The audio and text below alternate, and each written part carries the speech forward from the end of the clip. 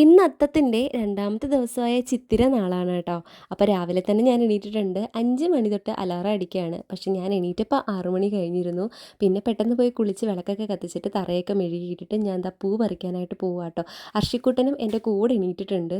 രാവിലെ എണീക്കുമ്പോൾ തന്നെ ഒരു പോസിറ്റീവ് വൈബാണ് കേട്ടോ. ഇങ്ങനെ അത്തപ്പൂക്കളമൊക്കെ ഇടാനായിട്ട് ഒരു പ്രത്യേക ഇഷ്ടമാണ്. നമുക്ക് വർഷത്തിലൊരിക്കൽ കിട്ടുന്ന ഒരു ആഘോഷമല്ലേ ഓണം എന്ന് പറയുന്നത്. അത് പറ്റുന്നിടത്തോളം നമ്മൾ ഹാപ്പി ആയിട്ട് നമ്മളെക്കൊണ്ട് പറ്റുന്ന വിധം അത് ആഘോഷിക്കാൻ ശ്രമിക്കണം. പിന്നെ കുഞ്ഞുങ്ങൾക്കും ഇതൊരു ഓർമ്മയായിരിക്കണം. ഈ വീഡിയോസൊക്കെ നാളെ ഒരു സമയത്ത് കാണുമ്പം എൻ്റെ അർഷിക്കുട്ടന് ഇതൊക്കെ ഒരു മെമ്മറി അല്ലേ, അവൻ്റെ കുഞ്ഞിലെ അവൻ ഇങ്ങനെയൊക്കെ ചെയ്തിട്ടുണ്ടെന്ന്. അപ്പോൾ അതിനും കൂടെ ഒക്കെ വേണ്ടിയിട്ടാണ് കേട്ടോ ഞാൻ ഇങ്ങനെയൊക്കെ വീഡിയോസ് ചെയ്തിടുന്നത്.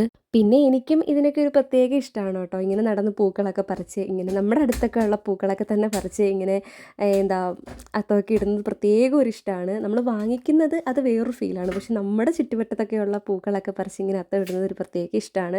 എനിക്ക് ഭയങ്കര ഇഷ്ടമാണിത്.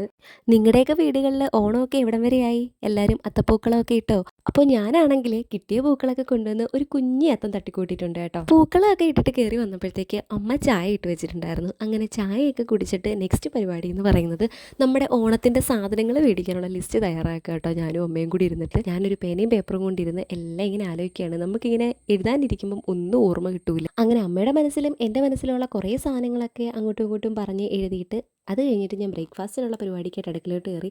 അപ്പം ഞങ്ങൾ കഴിഞ്ഞ ദിവസം ചോയ്സിൽ പോയപ്പോൾ സോയാബീൻ വാങ്ങിച്ചിട്ടുണ്ടായിരുന്നു കേട്ടോ. അപ്പം ഞാൻ കരുതി ഇന്ന് ചപ്പാത്തിയും സോയാബീൻ്റെ കറിയാക്കാമെന്ന്. അല്ലെങ്കിൽ പിന്നെ ആ സാധനം അവിടെ ഇരുന്ന് പോവേ.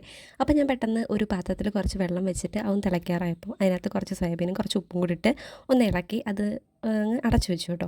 പിന്നെ ചപ്പാത്തിക്കുള്ള മാവ് കുഴയ്ക്കാനായിട്ട് മാവൊക്കെ എടുത്ത് വെച്ചു. മാവൊക്കെ കുഴച്ച് കഴിഞ്ഞപ്പോഴത്തേക്ക് നമ്മുടെ സോയാബീൻ ഏകദേശം സെറ്റായിട്ടുണ്ടായിരുന്നു. പിന്നെ അതിന് വേണ്ടിയിട്ടുള്ള ഉള്ളിയും തക്കാളിയൊക്കെ വഴറ്റി വെക്കാമെന്ന് വിചാരിച്ചിട്ട് ഞാൻ അതൊക്കെ ഇങ്ങ് വഴറ്റാനായിട്ട് അടുപ്പിലോട്ട് വെച്ചു. അപ്പോഴത്തേക്ക് നമ്മുടെ ചേച്ചി വന്നിട്ടുണ്ടായിരുന്നു കേട്ടോ. അപ്പോൾ ചേച്ചി എനിക്ക് ചപ്പാത്തിയൊക്കെ പരത്തി ഇങ്ങനെ ചുട്ട് തന്നിട്ടുണ്ടായിരുന്നു. പിന്നെ ചേട്ടൻ ഫുഡൊക്കെ കഴിച്ചിട്ട് ചേട്ടൻ നേരത്തെ പോകണമായിരുന്നു. അപ്പോൾ ഫുഡ് കഴിച്ചിട്ട് ഇറങ്ങാൻ പോയപ്പോഴത്തേക്ക് ഞാനും ഫുഡും കൊണ്ട് അവിടെ വന്നിട്ട് പിന്നെ ചേട്ടൻ ടാറ്റയൊക്കെ കൊടുത്തു വിട്ടു. അപ്പോൾ ഇന്നത്തെ വീഡിയോ ഇത്രയൊക്കെ ഉള്ളൂ. അടുത്തൊരു വീഡിയോ ആയിട്ട് വീണ്ടും കാണാം. ടാറ്റാ.